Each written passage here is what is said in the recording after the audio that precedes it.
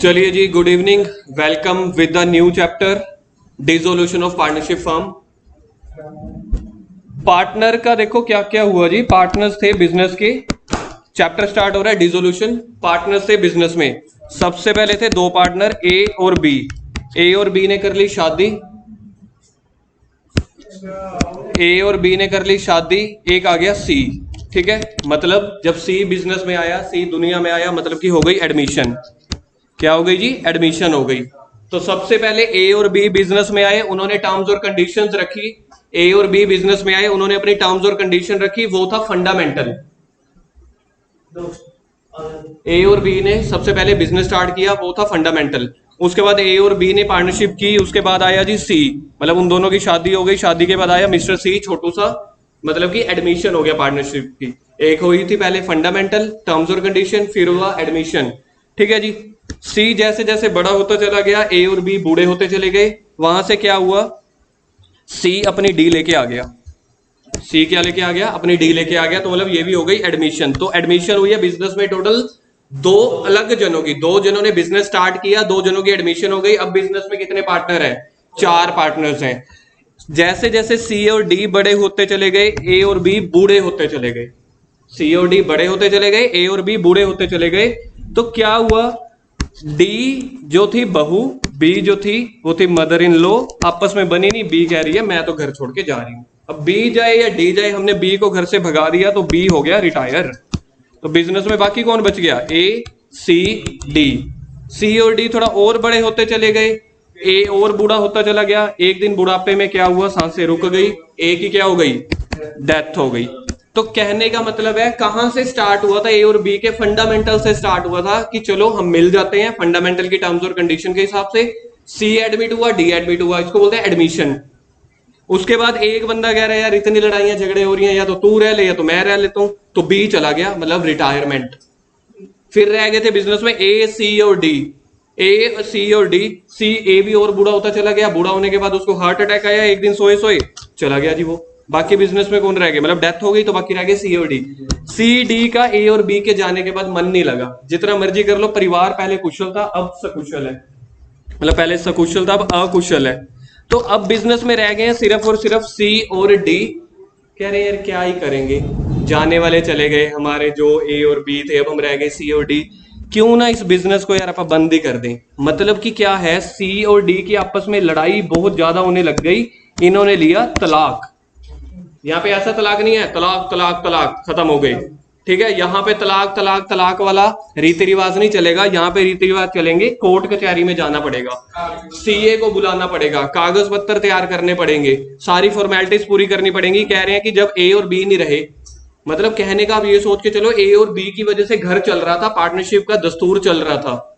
ए retire, ए की death हो गई, बी रिटायर हो गया था, तो सी और डी को बिजनेस चलाना नहीं आया, तो इन्होंने क्या ले लिया? तलाक।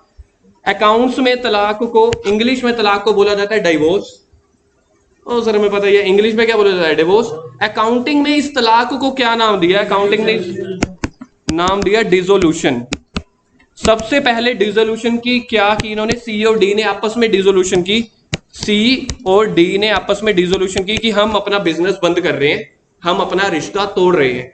साथ साथ इन्होंने बोला जो हमारी दुकान है, जो घर भी है ना, उसको भी हम बेच के खत्म कर रहे हैं। कहने का मतलब पहले हमने आपस में रिश्ता तोड़ा, आपस में रिश्ता तोड़ने के बाद इनका ये घर या इनकी ये दुकान तो पड़ी है। घर इधर, जब इन्होंने सी और डी ने आपस में रिश्ता तोड़ा, डिसोल्यूशन कर लिया, लेकिन अभी सिर्फ रिश्तों में दरार पड़ी है, घर अभी भी पड़ा है। तो जब सी और डी का आपस में सिर्फ और सिर्फ रिश्ता टूटा, तो इसको बोलते हैं डिसोल्यूशन ऑफ पार्टनरशिप। क्या बोलते हैं इसको? Dissolution of partnership. जब इंसानों में यानी कि पार्टनर्स में रिश्ता खत्म हो रहा है, लेकिन रिश्ता खत्म हो गया, प्रॉपर्टी पड़ी है, प्रॉपर्टी का क्या करें? तो सी और डी ने बोला एक काम करते हैं, आपस में जब रिश्ता खत्म हो रहा है, घर एक है, तो उस घर में या तो सी रहेगा या डी रहेगा, दोनों में फिर से लड़ाई हो रही है।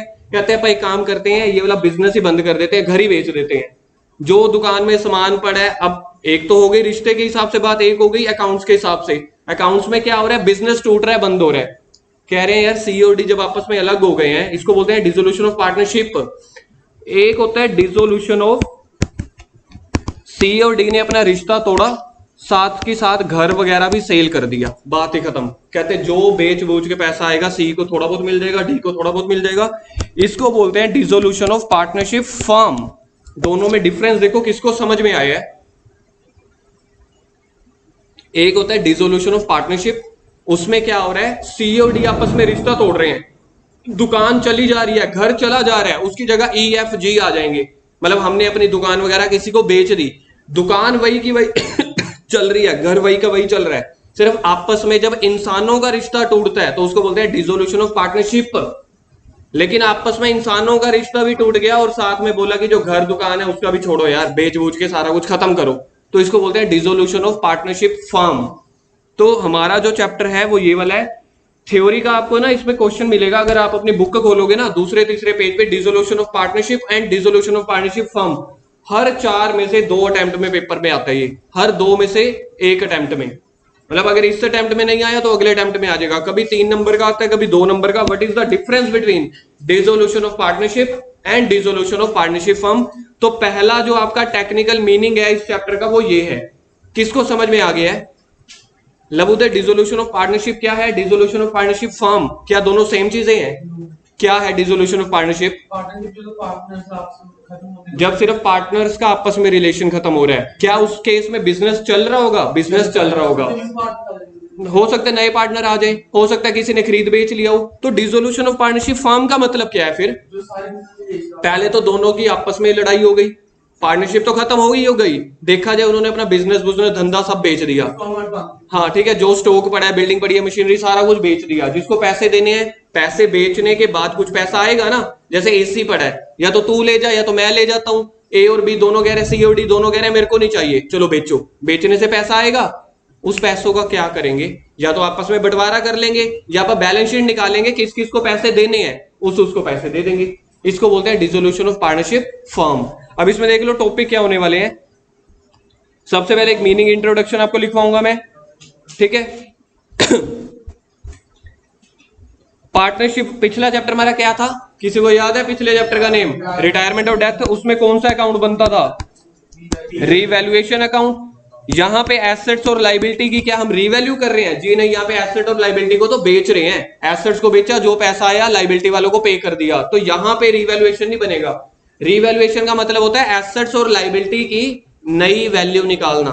इधर अपन नई वैल्यू निकाल रहे हैं कि बेच रहे हैं? तो यहां पे रीवैल्यूएशन की जगह इस चैप्टर में बनेगा रियलाइजेशन अकाउंट। लॉजिक समझ में आया? पिछले सारे चैप्टर्स में रीवैल्यूएशन इसलिए हो रहा था क्योंकि दुकान भैया चल रही थी। जब दुकान चल रही है तो आप देख रहे हैं कि किसी के आने के बाद, किसी के जाने के बाद उसकी वैल्यू क्या है, उसको बोलते हैं रीवैल्यूएशन अकाउंट। यहां पे बनेगा रियलाइजेशन अकाउंट। अच्छा, रिवैल्यूएशन अकाउंट के बाद क्या बनता था? Partners capital account. Partners capital account इसलिए बनाया जाता था ताकि हर बंदे का अपना अपना बैलेंस पता चल जाए।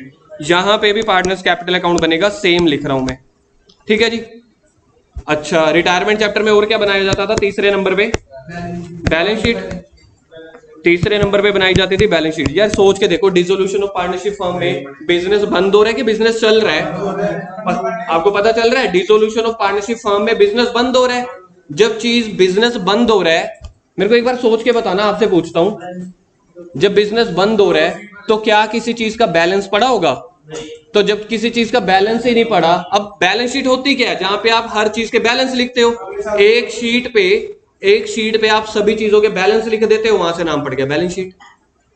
यहां पे किसी का बैलेंस ही नहीं पड़ा तो बैलेंस शीट भी नहीं बनेगी। लेकिन यहां पे एक बनेगा कैश अकाउंट।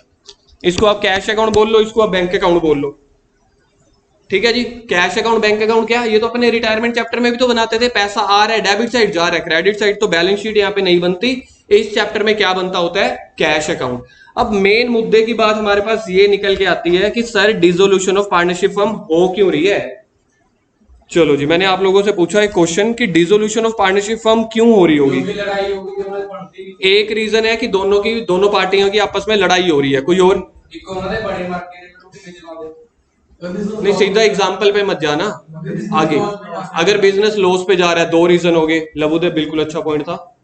एक रीजन था कि पार्टनर्स की आपस में लड़ाई हो रही है, बिजनेस बंद हो गया। एक और है कि बिजनेस लगातार घाटे पे चल रहा है। और सोचो, एक मिनट, किसी की डेथ हो गई या रिटायरमेंट हो गई, पर अपन ने पिछला चैप्टर देखा ना, तब भी बिजनेस चल रहा है। रीजन हो सकता है कि रिटायरमेंट और डेथ के बाद भी रीजन हो सकता है सारे पार्टनर मर गए। बहुत बढ़िया पॉइंट। एक बार पेपर में एमसीक्यू आया था, एक बार पेपर में ना वो आया था ट्रू एंड फॉल्स, क्या सारे पार्टनर मर गए, डिसोल्यूशन ऑफ पार्टनरशिप फॉर्म करनी पड़ेगी? The answer is yes. हमारे भाई साहब साइलेंट किलर ने बोला तो मजाक में था, लेकिन मजाक मजाक में उसने सीबीएसई का आंसर खोद लिया। क्या क्वेश्चन आया था एक बार, क्या सारे मतलब डिसोल्यूशन का था, सारे पार्टनर डेथ हो गए। 3-4 रीजन आपने बताए, और रीजन बताओ। सैकड़ों रीजन है। क्लाइंट्स क्या कहते हैं, बंदों को, पार्टनर्स को नॉलेज नहीं थी, तो उन्होंने इसको बोलते हैं वॉलंटरी, अपनी मर्जी से बंद कर दिया। ठीक है, और एक आधा कोई और बताओ। गर्व तेरे से उम्मीद कर रहा हूं मैं, तो बिजनेसमैन बंदा है यार। और क्या मोड्स हो सकते हैं या क्या सिचुएशन हो सकती है आपको बिजनेस बंद करने की नौबत आ गई?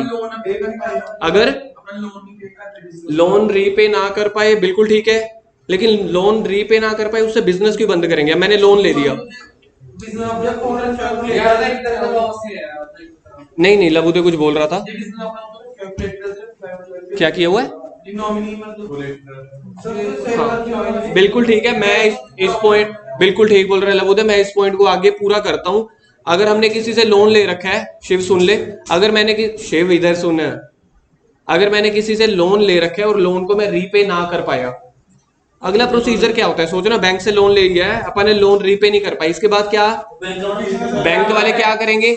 या तो आपका बिजनेस टेक ओवर कर लेंगे, या फिर वो कोर्ट कचहरी में फाइल डालेंगे। तो कोर्ट बीच में आएगा, कोर्ट कचहरी, वो कहेंगे यार ये बिजनेस लॉस का है या पार्टियां डिफॉल्टर है, ठीक है जी, बंद करो। एक और रीजन है, जहां पे कोई पार्टनर इंसॉल्वेंट हो गया हो, +1 में बार बार वर्ड आता है ना इंसॉल्वेंट, बैड डेट्स हो गया हो, तब। एक और आता है, अगर पार्टनर्स सारे या एक को छोड़ के बाकी सारे हैं। सर ये क्या बोल रहे हो? या सारे या एक को छोड़ के बाकी सारे। सर अभी भी नहीं समझ आया। समझ लो 4 पार्टनर है, या तो चारों या फिर तीन, है ना? या तो सारे या एक को छोड़ के बाकी सारे दिवालिया हो गए हो, मतलब इंसॉल्वेंट हो गए हो, या पागल हो गए हो। इसको बोलते हैं ल्यूनेटिक माइंड या अनसाउंड माइंड। अनसाउंड मतलब उनमें कैपेसिटी ही नहीं थी। आपने बोला आओ जी आओ, हम तो लैपटॉप बेचते हैं, लैपटॉप बेचते हैं, 4 पागल थे, ठीक है, कंप्यूटर लैपटॉप बेच रहे हैं, आओ जी हम तो लैपटॉप बेचते हैं, पीछे ईट रखी हुई है, जो लैपटॉप लेने, लैपटॉप लेगा तू, लो जी। तो मतलब अगर अनसाउंड माइंड के बिजनेसमैन निकलते हैं, क्या होते हैं जी? होते हैं। दुर्गा मंदिर के पास चले जाना, एक अनसाउंड माइंड की लेडी मिल जाएगी, उस गली से चले जाना, कहीं ना कहीं आपको दिख जाएगी, है ना, दुर्गा मंदिर के पास। तो कहने का मतलब है, अगर कोई अनसाउंड माइंड का बंदा बिजनेस चला रहा हो, तब भी कोर्ट कचहरी, लबू दे इधर अख में टका नहीं, अगर कोई अनसाउंड माइंड का बंदा बिजनेस चला रहा हो, अगर वो भी अनसाउंड माइंड के बंदे हो, तो भी कोर्ट कचहरी बीच में आएगी और कहेगी डिसोल्यूशन ऑफ पार्टनरशिप कर दो। अब देखो यहाँ पे क्या लिखा है मैंने, फुल बिजनेस खत्म हो रहा है। यहाँ पे ऊपर देखो, Indian partnership act makes a distinction between the dissolution of partnership and dissolution of partnership form. देखना पहली लाइन किसको समझ में आई है, बुक खोलो, फर्स्ट लाइन समझ में आई है? कह रहे हैं कि डिफरेंस है, किस किस चीज में डिफरेंस है, डिसोल्यूशन ऑफ पार्टनरशिप और डिसोल्यूशन ऑफ पार्टनरशिप फर्म में। पहला पॉइंट पढ़ो, dissolution of partnership means termination of old partnership agreement. Book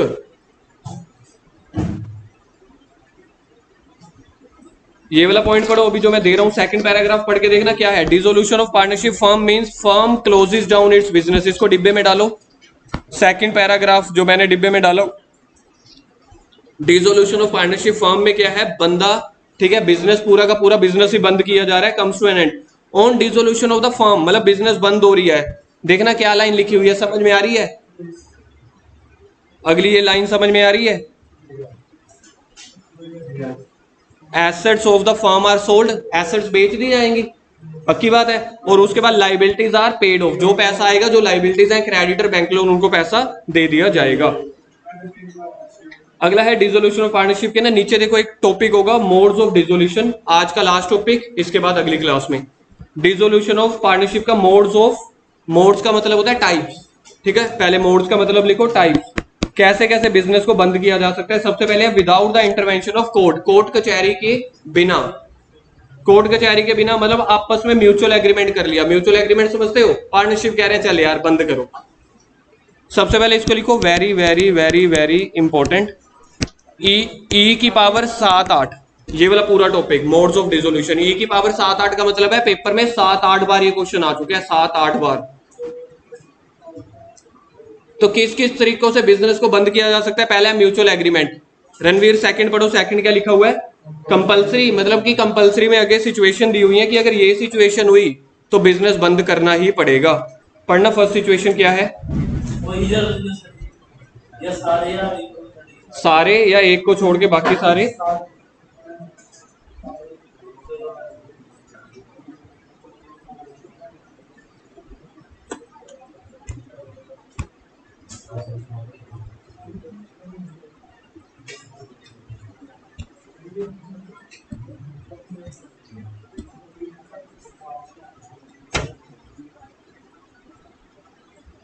गर्व, विंडो बंद करें।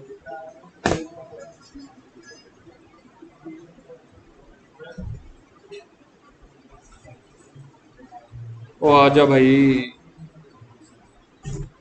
इधर लिखा हुआ है सबसे पहले when all but one partner of the firm becomes insolvent, या सारे पार्टनर दिवालिया हो गए चाहे एक भी हो गया। अगर बिजनेस अनलॉफुल हो गया, अनलॉफुल का मतलब है आओ आओ जी हमसे, हम तो ड्रग्स बेच रहे हैं, ड्रग्स ले लो ड्रग्स ले लो, मतलब बिजनेस अनलॉफुल है, ठीक है।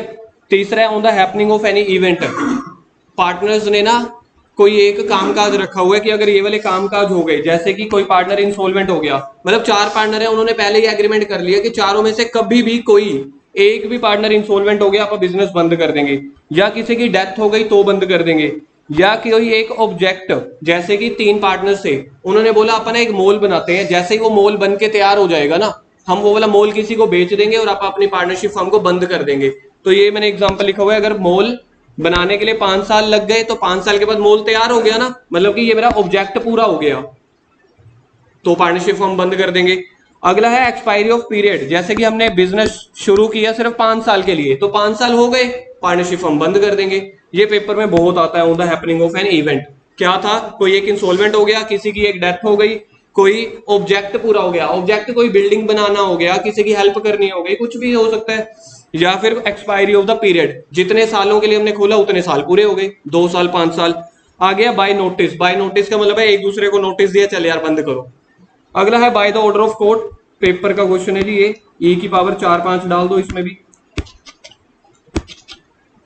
मतलब यहाँ पे कोर्ट कचहरी बीच में आ रही है। अब मेरे को देख के बताओ कोर्ट कचहरी कितने केसेस में बीच में आ रही है? 4 5 6, कितने? 6 केस हैं, 7 केसेस में कोर्ट कचहरी बीच में आ रही है। अब कोई यार पागल कभी बोलेगा मैं पागल हूं? आप लोगों को याद है पिछले साल आप लोगों ने मेरे को एक वीडियो दिखाई थी +1 में, वो आर्य समाज के पास कोई पागल को वो ले गए थे, घर में से 1-2 जनों को, है ना? तो कहने का मतलब है अगर कोई पागल दुकान चला रहा होगा, ओ लैपटॉप ले लो लैपटॉप ले लो, पीछे ईंट मार दी, तो कोई पागल कहेगा मैं पागल हूं मेरी दुकान बंद ना कराऊं? कोर्ट कचहरी को, पुलिस प्रशासन को बीच में आना पड़ेगा ना। तो पहला पॉइंट है अगर कोई पार्टनर अनसाउंड माइंड हो गया, अनसाउंड माइंड का मतलब लिखो पागल होना या दिमागी हालत, इसको वैसे हिंदी में बोला जाता है दिमागी हालत खराब होना। क्या नहीं, तेनू थोड़ी कह रहा तू है, मैं कह रहा लिख अनसाउंड माइंड का मतलब, कहता नहीं मैं नहीं है। अरे इधर लिखो ना पागल, अनसाउंड मतलब पागल हो गया। दूसरा, when a partner other than the partner filing a suit has become permanent incapable, underline करो परमानेंट इनकैपेबल,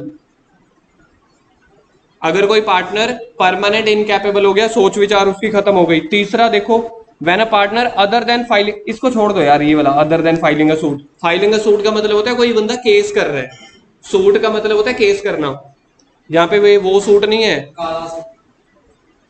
कह रहे हैं अगर कोई पार्टनर गिल्टी ऑफ मिसकंडक्ट है, मतलब वही पत्थर मारने शुरू कर दिए, गाली गलौज शुरू कर दी, है ना गुरकिरत, तो तब भी पार्टनरशिप फर्म बंद हो सकती है। चौथे पॉइंट में है विलफुली या persistently commit breach of partnership agreement, मतलब जानबूझ के, चौथे पॉइंट में है जानबूझ के, विलफुली मतलब कह रहा है यार ये कर दो बंद कर दो।